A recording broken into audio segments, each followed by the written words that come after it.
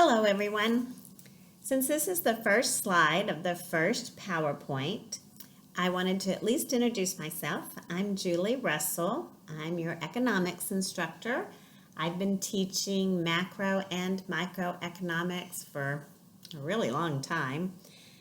I love it. I enjoy teaching it. I hope you will too. Hello everyone. Since this is the first slide of the first chapter, I thought I would at least introduce myself. My name is Julie Russell, and I've been teaching economics for a long time.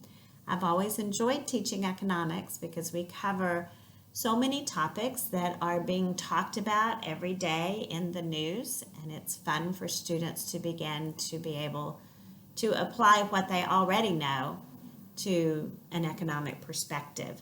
So let's get started covering our chapter. Email me anytime that you need me. This is just a quick overview of what Chapter 1 will talk about.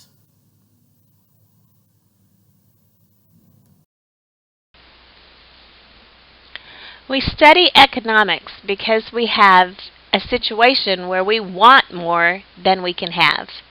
We want more stuff. We always do. Bill Gates wants more stuff, or he wouldn't still be working and still be trying to invent new things. We all want more stuff, and so economics is about figuring out how to make the best choices for us individually, because the choices are not the same for you and for me or for the country as a whole. So we're all trying to figure out how to make the best choices with the limited resources that we have to make ourselves the happiest that we possibly can be. Thinking like an economist means we're going to try to make those choices with these three things in mind: scarcity and choice, purposeful behavior, and marginal analysis. So what we mean is, when I'm trying to make my choices, I'm understanding that my resources are scarce. My time, my money, my talents, I only have so much of that. So how can I make the choices with that scarce resources that give me the greatest satisfaction? So that second one, purposeful behavior, we used to call it rational behavior, same thing. What we mean is that you know what it is that will make you the happiest, and you'll make the choices that lead you down that road. Now, we all know that we've screwed that up from time to time. We've made really bad choices that have made us really unhappy.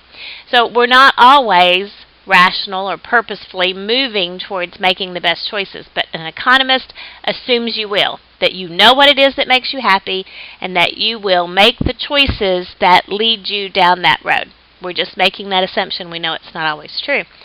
But when we screw up, hopefully we get back on that track of making those choices that give us the greatest satisfaction. That third one, marginal analysis. All through economics, we're looking at everything based on a marginal concept.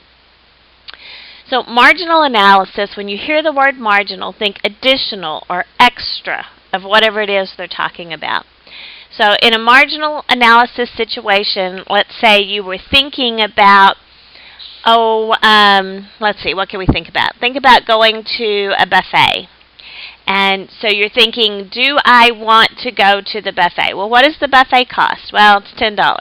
Well, that's my marginal cost. I'll have to pay $10 if I go to the buffet. What's the benefit? Well, I'll get to eat lots of food. Okay, if the benefit I perceive, that marginal benefit exceeds the cost, I go to the buffet.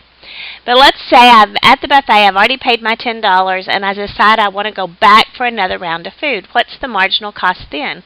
Well, the marginal cost then is zero. It doesn't cost any more to go back for an additional round of food. There's no additional cost. So if I get any additional benefit from going back for another round of food, I do. Okay? So but every time I'm looking at the marginal, what's the change or the additional or extra cost or benefit? Okay? If I was at a regular restaurant and I paid my $10 for my chicken fried steak and I decided I wanted dessert, what would my marginal cost be then? Well, the marginal cost then is not the $10 already paid for my chicken fried steak. That's done and gone. The marginal cost would be, well, what was the cost of the dessert? And then I'd look at what's the benefit of the dessert. If I felt like I got more benefit than it cost me, I'd order it. If I didn't, I wouldn't. Okay?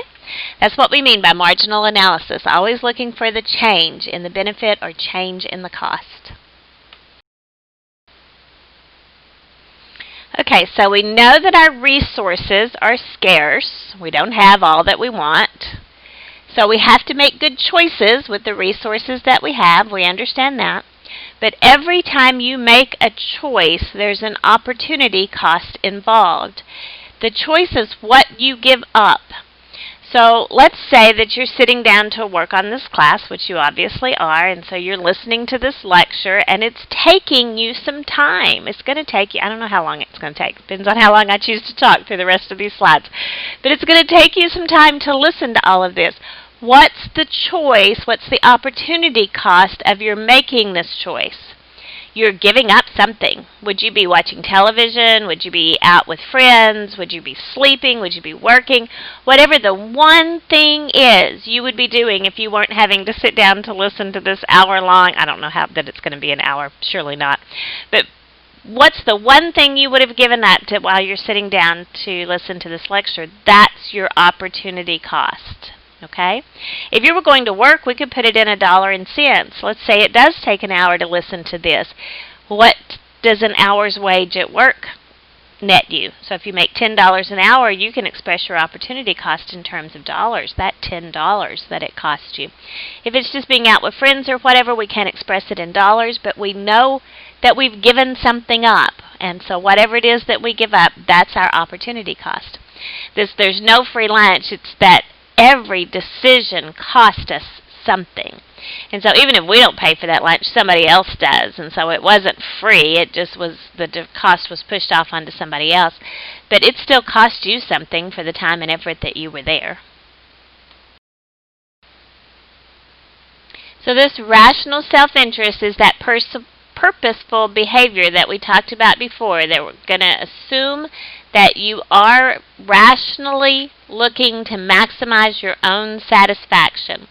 So that next one where it talks about utility, that's a word economists mean when we say satisfaction. We say, how much utility did you get from a decision or from consuming a certain product or whatever? And all we're really asking is how much satisfaction did you get from that? When we're looking at firms and companies instead of individuals, then we can measure it in dollars and cents in terms of how much money did they make when they sold one additional product, or how much loss did they incur for that same decision. We're always looking for the benefit to exceed the cost. So whatever it is, if it's individuals or a company, whatever it cost us to make that decision, we want the benefit of that decision to exceed the cost. So when we're talking about cost and benefit, we always mean the marginal benefit or the marginal cost. Remember, we talked about that meaning extra or additional benefit or cost. So marginal means extra or additional. We're always going to compare the marginal benefit to the marginal cost. Saw a man in an airport one time at a ticket counter, and he was trying to get a flight on the spur of the moment. He wanted to leave right then. He had not made reservations. And so he asked the ticket agent how much it would cost to get this flight to, I don't know, Salt Lake City, wherever he was going. And she told him something like $1,500. It was a really big number. And he went, $1,500? Do you have a flight going to Salt Lake City? Yes, sir. What time? 2:30. Are there empty seats on that flight? Yes, sir, there are. And he said, well, how much is it going to cost to put one more passenger on that plane? That's what he was asking. What's the marginal cost? What is it going to cost American Airlines to put one more passenger on that plane? Not the total cost of the flight. That's irrelevant. That's already going to happen.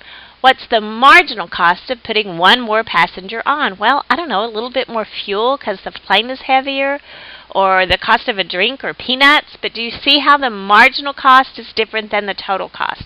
The total cost of flying that plane is something, a really big number. Flying that plane, you have to pay the pilot, you have to pay for the gas, you have to pay for the plane itself, or the portion of the plane that's used up in flying to Salt Lake City. So that's a big number, but the marginal cost, what's the cost of putting one more passenger on, one additional, one extra passenger? So I just want you to begin to think in terms of marginal. And then the marginal benefit to American Airlines would be whatever this man would pay for the ticket. So if he pays $1 over the cost, then American Airlines benefits, and that's what he was trying to say. If you estimate the cost and then just charge me anything above that cost, it's a benefit for you. Why would you do $1,500 when I can't pay that? So then the plane flies without him, and American Airlines really did lose something. So as long as the benefit exceeds the cost, it's a good decision. We want to do that. We just never want to make a decision where the cost is greater than the benefit. Economists always have to do their experiments in the real world, unlike a hard science like chemistry, where you could go into a lab and you could hold all of the temperature or ingredients, etc., constant as you did your experiment. We really can't do that in economics, but we assume we can. So we use this other things equal assumption, or ceteris paribus, to say we're doing this assumption to see if the price of the product changes, how that'll change, how many people buy, but we can't know for sure that nothing else is changing besides just the one variable. So we just recognize it in economics. We can't really hold everything constant, but we assume that we could, so that we can look at just a single variable change and to see what effect it might have on the demand or the supply for that product. The study of economics is broadly divided into two categories, micro or macroeconomics. Micro is looking at individual units. Could be individual people, consumers, firms, markets, industries. Whereas macro looks at big picture. It's going to be things that affect the entire economy, the nation's economy, or even on an international scale. So micro tends to be profit concentrated, the profit of individual firms in different market structures, whereas macro tends to be focused on the entire production of the economy, or unemployment nationwide, or inflation, big picture topics. Just some more definitions. Positive versus normative economics. First off, positive does not mean good. Get that out of your mind. Positive means factual. That's all it means, that it is economic facts. The unemployment rate as of some certain date and time might be 9.2%. That's a fact, assuming it was true. Okay? Normative economics talks about what ought to be or what should be. So if unemployment was 9.2%, someone might say unemployment rates are too high. Well, that's not factual, that's an opinion. So anytime that you hear somebody just give an opinion that we should have more welfare programs, or we should have less, or we should do away with Social Security, or we should do more for Social Security. Whatever it is, when you hear those kind of opinions, you know you're into normative economics, because positive economics is dealing with straight facts. It is 100 degrees outside. It's a fact. It really is today where I am.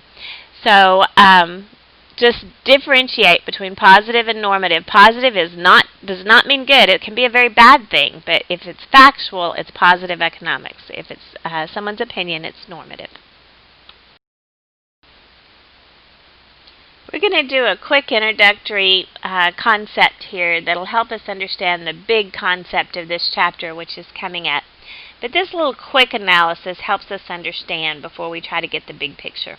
This is just one person. I know we're macroeconomics, but it just gives us a picture here. This is just one person trying to make decisions, economic decisions, based on his limited income. So his resources of income here, it's limited. We only have a little bit of income, but he has unlimited wants, right? We always want more. So we're going to construct a budget line that shows how much of two products he could afford based on his limited income.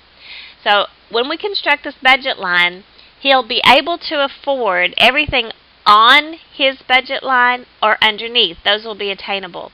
But everything from his line outside is unattainable. He doesn't have enough money to buy outside his budget line. So he has to make the best choice possible on his line or under his line. If his income changes, his budget line changes because he can afford more products than he could afford before. So let's draw a picture of it on the next slide.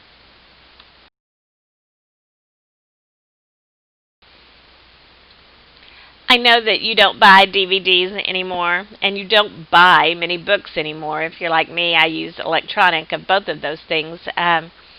So we can assume that's his electronic version, but I think it's more fun if you think about the two products being something like the rent or car payment, things you have to pay, and then let the other things be entertainment, things you like to do, like maybe go out to the movies. But anyway, we've got two products here. DVDs cost $20. Books cost $10. So on the graph, we put one of the products here, DVDs, on the vertical axis and books on the horizontal axis. But it doesn't matter which product goes on which axis. It really just doesn't matter. Let's see, how much income do we have? It says we have a $120 budget. So this individual has $120 to spend, and he's going to spend it on these two products. So we're assuming he's going to spend his whole $120. If DVDs cost $20 and he has $120, how many could he buy? Well, he could buy 6 because 120 divided by 20 is 6. So you see that the blue line, his budget line, intersects the DVD access at 6 because if he spent all of his money on DVDs, that's how many he could buy. Well, what if he didn't buy any DVDs, but he bought all books? If he spent all of his money on books, and they cost $10, and he has a $120 budget, 120 divided by 10 means he could buy 12 books. So the budget line intersects the books axis, the horizontal axis, at 12. So once we got those 2 points, we draw that line, and we connect it, and that is our budget line. Anything on that line or underneath that line is attainable. Okay? So, say to yourself, could he have 2 books and 2 paperbacks? Well, sure. 2 DVDs and 2 books. Sorry. Sure. So 2 DVDs would cost $40. 2 books would cost $20. 40 plus 20 is 60. So he could certainly have 2 and 2. He would have money left over. But that's an attainable combination. If he spends out to his budget line, look, he could have 4 DVDs and 4 books. 4 DVDs, let's see, they cost $20 a piece, that'd be $80. And then 4 books, they cost $10, that'd be $40, and 80 and 40 is his $120 budget. Does that make sense? Anything on the line or underneath, he can afford. Anything outside the line, he can't afford. So let's say he wants 6 and 6. Could he have that? No, it's outside the line. But I really want it. Well, what are you going to do about it? Well, you can wait till there's a sale, and so say DVDs go on sale and now they're only $10. Well, notice if DVDs go on sale and they're only $10, that budget line would pivot so that his 120 divided by $10 DVDs, he could have 12 of them, so it would still be hooked on the horizontal axis at paperbacks at 12, but now it would also be 12 on the vertical axis. He could afford 6 and 6. But that's if DVDs go on sale. He could also get another job. That would increase his income. So we'd be dividing by some bigger number, and that would push that line out, and maybe he could get to 6 and 6. But with the income he has and the prices of the 2 goods right now, he simply can't afford 6 and 6. It's not one of his options. It's unattainable. But things could change in the future. The prices could change, his income could change, and then that line would change. Okay? This slide just gives you a good indication of per capita income across the world. These are not numbers you need to memorize or even worry about at this point, but it is interesting to see how much income different nations have per person.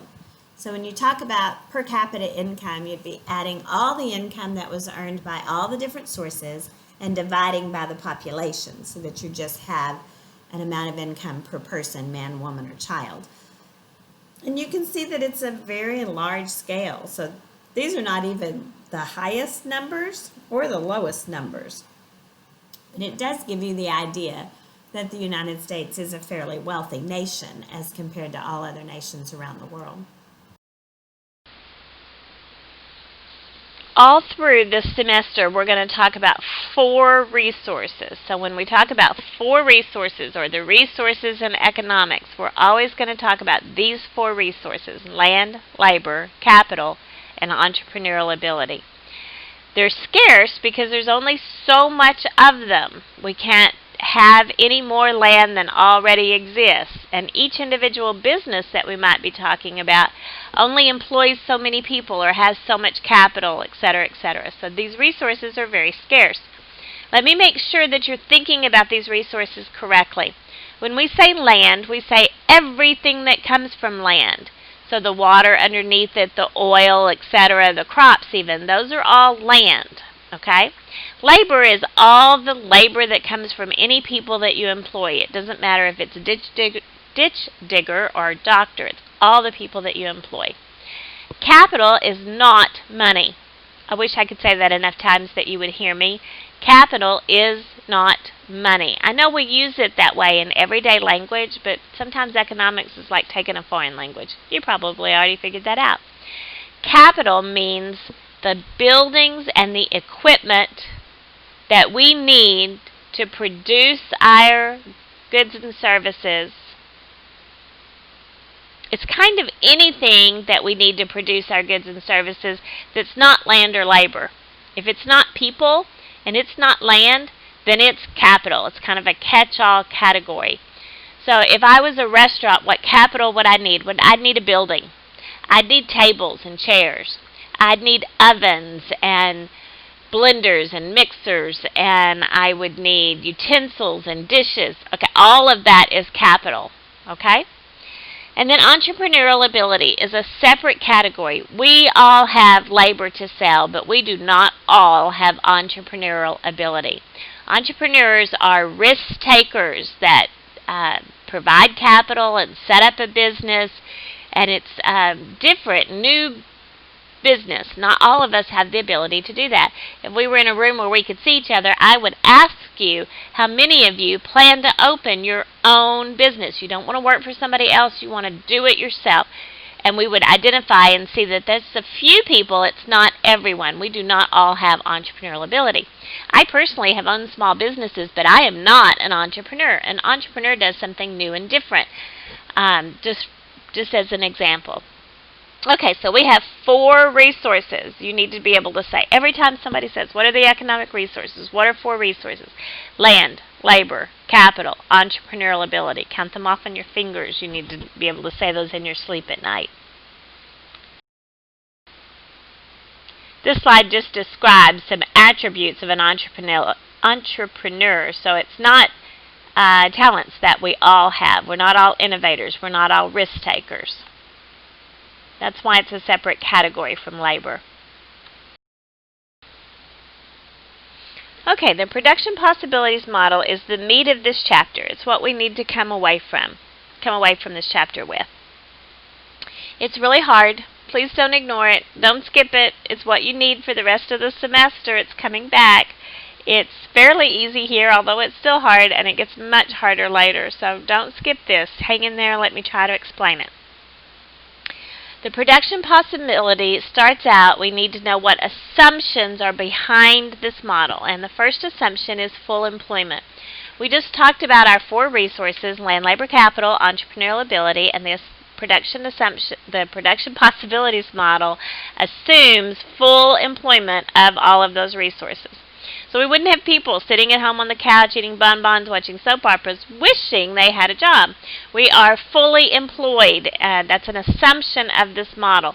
Our land is fully employed. Our capital is fully employed. Our entrepreneurial ability, everything we have is up and running. Okay, that's the kind of economy that we're looking at when we draw this picture. The second assumption is fixed resources. The third is fixed technology. What we mean by that is that this is a snapshot picture in time, and so we have a certain amount of resources and a certain amount of technology, and they're not going to change during the time we're drawing this picture. Okay? We know that they change, but it's just like taking a picture of what our economy looks at right now. This is how much of 2 goods that we could produce with our existing level, our fixed existing level of resources and technology if we have everything working together. All right, so that last assumption of two goods, when we draw the picture, we're drawing it on a two-dimensional graph, so we can only look at two goods at a time. It's still very useful, although I agree that as they present this in the book, it doesn't look useful to the average student, but it really is. And the reason that it is we use this model to model two broad categories of goods. So think about if we put, let's say, all consumer goods on one axis and all capital goods on the other axis. Well, consumer goods, things that you and I buy, versus capital goods, things that businesses buy. Well, if we draw this like this budget line that we drew before, because we have these fixed resources, fixed technology, then we draw this line, we call it a production possibilities frontier or curve, that shows us that this is how much we could have of these two goods. If we want more capital goods, the only way to get it is to give up some consumer goods. If we want more consumer goods, the only way to get it is to give up some capital goods. Think about it with war goods and civilian goods. Goodness, in your lifetime, practically, there's been a war. I realize it hasn't been quite that long, but it feels like it sometimes. So the more that our government and our nation is involved in a war, then we need more war goods, more tanks, more airplanes, more labor devoted to the war process. Whereas on the other axis, if we put civilian goods, that again is just things that you and I buy throughout the economy on a regular basis. And so to produce more war goods means we're producing less civilian goods, or to produce more civilian goods means we're producing less war goods. That's the point of the production possibilities model.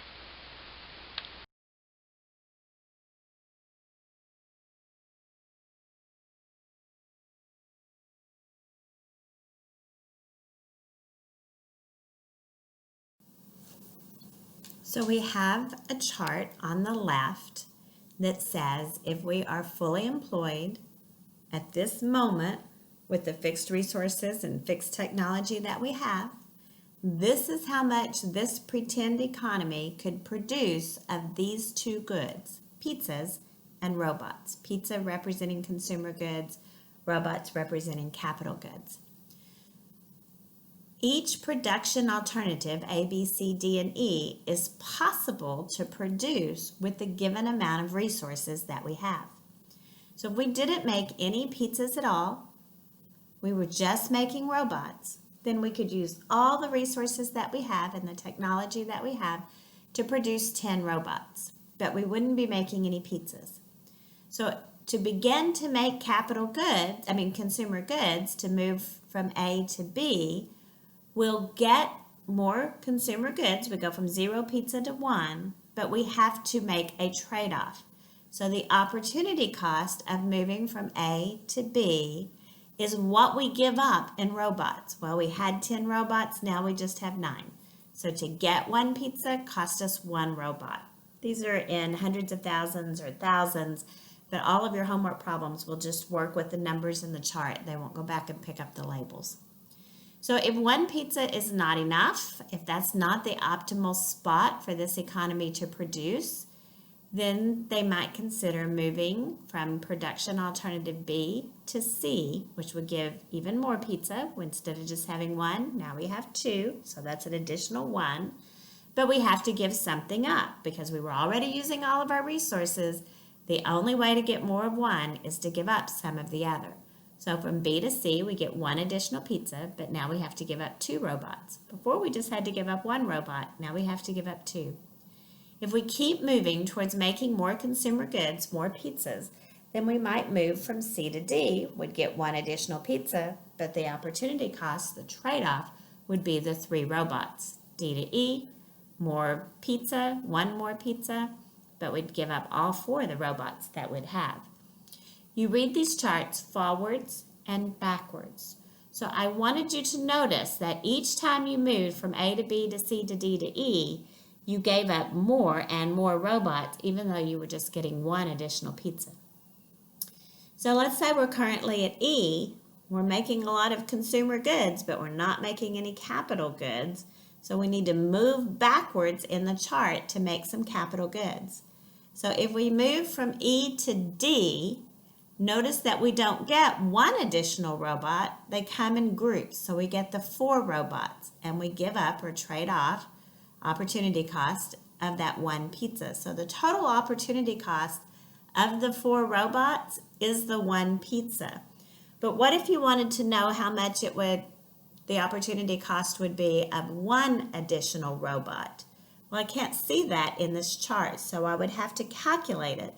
When you think about 1 additional, that goes back to that term we used earlier, marginal cost. So marginal cost, the total cost of getting the 4 robots is the 1 pizza from E to D. But if we want to know just what one of those robots would cost, we can calculate the marginal opportunity cost in a formula that's really easy to remember. It's give up divided by get. Give up divided by get. So from E to D, what do we give up? 1 pizza. So we put the 1 on top of the fraction. Divided by what we get 4 robots. 1 divided by 4, 1/4. So the opportunity cost of each one of those robots, the first, the second, the third, and fourth, each one of those robots cost 1/4 of a pizza. If you were moving from D to C, what do you give up? You give up 1 pizza. What do you get? You get 3 robots. So the total opportunity cost of moving from D to C is 1 pizza to get the 3 robots. But the marginal opportunity cost, if you want to know what does the 5th one cost, what does the 6th one cost, what does the 7th one cost, well, then you put it in the give up over get. So you're still just giving up 1 pizza. You're getting 3 robots. So from D to C, your marginal opportunity cost is 1/3.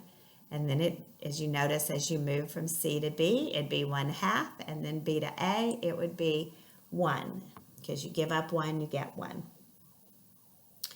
So notice the difference between total opportunity cost and marginal. If they're given to you in groups like they are in robots when you're moving from E to A, if you want to know the opportunity cost of the 1st or the 5th or the 8th robot, you'll have to put it in that formula, give up over get. Then we take the information from that schedule, that chart, to actually construct the production possibilities curve. Your textbook author has put robots on the vertical axis because traditionally we always put capital goods on the vertical axis, and pizzas on the horizontal because traditionally we always put consumer goods on the horizontal axis. And then they've just used these data points in the schedule to construct the production possibilities curve. So point A was 10 robots, 0 pizza. Point B, 9 robots, 1 pizza. And you can just see A, B, C, D, E, where they have constructed that curve. So we can produce anywhere along that curve, really not just the discrete points of A, B, C, D, E, but continuously anywhere along that curve, we have the technology and the quantity of resources we would need. We would be efficient. I want you to think about the word efficient. It is efficient for this economy to produce along that blue line, along that production possibilities curve. But what if we really wanted 7 robots and 5 pizzas? Is that a possibility? Well, no, that's outside the blue line. So any points outside the blue line, like point W, is unattainable. Why is it unattainable? Because we only have the amount of resources and technology that we need to produce along the blue line. Later, with economic growth, we could move outside the production possibility. Well, we can't move outside the production possibilities curve, but we could shift that curve to, rightward to a point like W. Any point underneath the production possibilities curve is attainable. We could produce anywhere underneath, say 5 robots and 2 pizzas. Yep, we could produce that. It's underneath the curve, but we wouldn't be using all of our resources. So that would be inefficient. We would have some unemployment of our resources. So we don't want to be producing in the attainable region. We want to use all of our resources and go all the way out to the production possibilities curve and be efficient. So if we're producing in that attainable region underneath the curve, there might be people that are unemployed, people that are looking for jobs, wishing they had jobs. If they did, they would be able to produce some pizza or some robots and push us out to our production possibilities curve. So underneath is attainable, but it's inefficient. We have unemployment. We want to produce on the curve. That's efficient. We cannot produce at spots outside the curve. That's unattainable. The concave shape of the production possibilities curve reveals the concept of increasing opportunity cost. So if you look back up a couple of charts where we had the chart of the production possibilities curve, and you're moving from A to B to C to D to E, if I remember right, each time I move from A to B to C to D to E, I'm getting more pizzas, but I have to give up some robots to get more pizzas. If we're using all of our resources and all of our technology, then the only way to get more of one of the goods is to give up some of the other. So from A to B, I get one more pizza, but I give up one robot. But if I move from B to C, I'm still just getting one more pizza, but this time I give up 2 robots, and the next time I give up 3, and then 4, increasing opportunity cost. I'm getting each time one more pizza, I think it's in hundred thousands, but one more pizza, but I'm having to give up more and more robots to get that one more pizza. That's the law of increasing opportunity cost, and it causes that concave shape, or that bowed out shape of the curve. If you read the chart backwards from E to D to C to B to A, then you're getting more pizzas each time. You're getting more robots each time, but you're giving up pizzas. So at first you give up a whole pizza, and then I think a half and a quarter, however the numbers go. Each time you're giving up more and more pizzas then to get constant units of robots. Remember to use the formula give up over get when you're calculating the opportunity cost. How much you're giving up divided by how much you're getting, and that will give you the opportunity cost. You'll notice that it increases every time. That's that increasing opportunity cost. Well, what causes that? Why does that happen? It's the idea that not all of our resources are completely adaptable. So I may have resources, people, or equipment that are really good at producing one of the goods, but aren't really good at producing the other. So as we produce more and more of the other, we're forcing those resources that were good at the one that we're not producing as much of anymore to be used in the production of the other good, because all of our resources are completely adaptable, not as good at producing one of them as the other. That gives us this concave shape or bowed out shape of our production possibilities curve, revealing the increasing opportunity cost.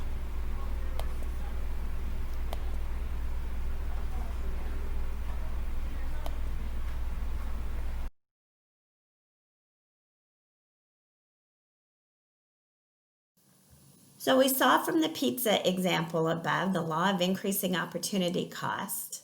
We know that the cost of each additional pizza that we just keep producing tends to increase over time. Law of increasing opportunity cost showed us that. So we see the red line measuring marginal cost in this graph as we get more and more pizzas, the quantity of pizzas on the horizontal going up. So marginal cost is increasing, but marginal benefit tends to decrease. So if you think about consuming pizzas, if you haven't had pizza and somebody adds it to you and you think, oh, that's just delicious and it makes me so happy, and so you get lots of marginal benefit from it. But if they just keep giving you pizza day after day after day, then your utility, your happiness, your satisfaction, the benefit of consuming pizza begins to go down over time. So marginal benefit decreases, marginal cost increases. The optimal amount of pizzas or any other good to produce is where the benefit and the cost curves intersect, where marginal benefit and marginal cost intersect, where those two things are equal is the optimum amount to produce. We said earlier we'd never want to make a decision that cost us more than it benefited us, that we always want our marginal benefit to be greater than our marginal cost. So on the left side of that intersection point, we see the blue line above the red. Marginal benefit is greater than marginal cost. That's great. We keep doing that thing, keep making that decision till we get to the curve's intersection point. That's the optimal amount to produce. Beyond that point to the right, the cost, the red line, is now greater than the benefit. We don't want to make decisions that cost us more than they benefit us. So this is just an example kind of graph to show that the optimal amount of something to produce is where the marginal benefit equals the marginal cost.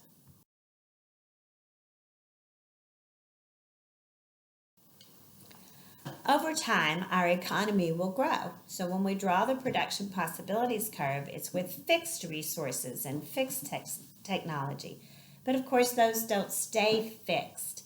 So as the quantity of resources increases, or we get more technology, or even if we get better quality resources, those are our three sources of economic growth, then we can produce more than we could have before. So the previous schedule that we looked at showed that if we weren't producing any pizzas, we could produce 10 robots. But now, with the increase in resource or increase in quality of resources or increase in technology, we can produce 14 robots. We're looking at the far other edge. When we were not producing any robots, we could produce 4 pizzas. Now we can produce 8. So our production alternatives have changed, have increased, because of those sources of economic growth. I'm going to say this one more time. Increased resources, increased quality of resources, or increased technology gives us economic growth and will shift our production possibilities curve out to the right. So the first blue line, the closest to the origin blue line, was our original production possibilities curve. Then one or more of those sources of economic growth happened and pushed that curve out. So our chart has larger numbers so that when we graph them on the graph, they graph outward and to the right. So economic growth shifts our production possibilities curve outward, and now we can produce more goods and services than we could have produced before. It's not shown here on this graph, but I'd like you to think about what would cause the production possibilities curve to shift inward. Not to grow outwards, but to decrease, to shift inward. Can you see that a war fought on your soil that maybe took out the electrical grid, or roads, bridges, highways didn't exist anymore? Then we couldn't produce as much as we produced before, and the curve might go from outward to inward if something like that happened. But this chart shows economic growth, because we either got better quality resources, more resources, or more technology.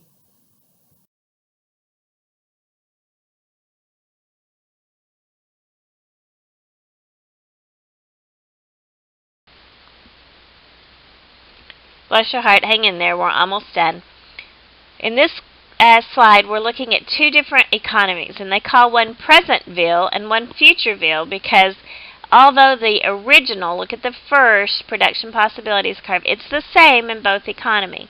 But in Presentville, look at the dot on the first production possibilities curve. In Presentville, we're producing a lot more goods for the present, what you and I want to buy right now, consumer goods, and that means we'd be producing a low amount, if you take that dot and take it out to the future axis, would be producing a lower amount of goods for the future, which of course would be capital goods, producing things that businesses need to make us more stuff later.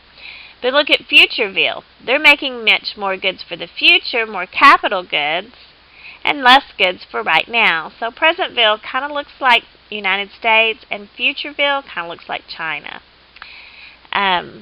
What that means is, if we're choosing more goods for the present, not making as much capital goods, goods for the future, then our production possibilities curve can't grow as much. We will not have as much economic growth as when we focus on producing more goods for the future, producing capital goods, things that let us make more stuff in the future, rather than consumer goods, things that you and I want to buy right now. If we focus on producing more future goods, we can really shift that production possibilities curve further out faster.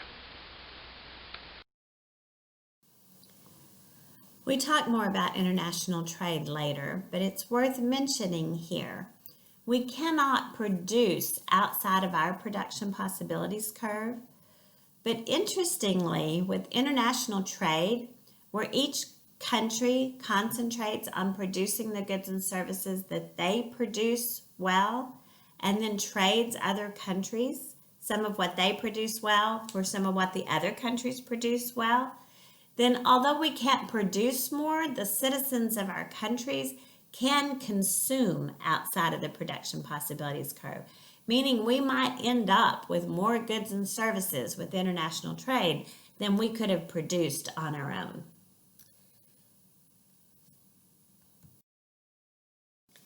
The last word in your chapters are generally just a fun kind of topic. So we have a Starbucks being built, a brand new Starbucks being built in my neighborhood right now. How do you think Starbucks came to choose that location or any other location that they might be building in? Can you see that they would be weighing the marginal benefit and marginal cost of each location? So they'd be looking at the housetops. Is there enough people living in a certain area to justify enough demand for their product? Are there other competitors nearby? Just a little ways from the Starbucks that they're building, but around a significant corner is a Dunkin' Donuts. Is that a significant competitor to Starbucks? Everybody talks about Dunkin' Donuts coffee. Maybe it would be something that Starbucks would consider, and they would be making those decisions even in menu options. You might notice that not all Starbucks have all the menu options. Some of them have a much more limited selection based on the marginal benefit and marginal cost of each of those selections in that particular regional area. So I'm hoping you'll look around, see more examples of these topics in your neighborhood. We'll get ready for Chapter 2 next.